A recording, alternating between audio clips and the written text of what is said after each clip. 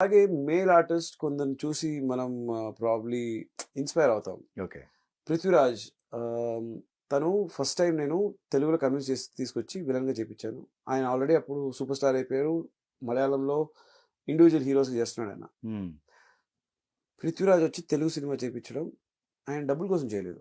Challenge తీసుకున్నాడు. Personal ఆబ్లిగేషన్‌కి వచ్చేసారు. ఇప్పుడు నేను ఎలా చేశానో ఆ! అలాగే ఆయన వచ్చి చేశారు నాకు. ఓకే. సో, మీకోసం. ఇలాంటి ఓకే. సో, ఆయన ఏం చెప్పాడంటే, "నా జీతం నువ్వు ఇక్కడ నీకు వర్కౌట్ కాదు. నేనెప్పుడైనా నేనొక నేను ఆబ్లిగేషన్ అడిగితే నువ్వు అప్పుడు చేయాలన్నాడు." సో, అలాగా నేను మలయాళంలో ఒక సినిమాలో విలన్‌గా చేశాను. ఓకే. ఓకే. ఆయన తెలుగు ఒక్క అక్షరం, ఒక్క ముక్క తెలియని మనిషి. ఒకే రోజు ఆయన చెప్పాడు, "డబ్బింగ్ నేనే చేస్తాను. నాకు చేత కాకపోతే అప్పుడు ఇంకోటి పెట్టి చేయనన్నాడు."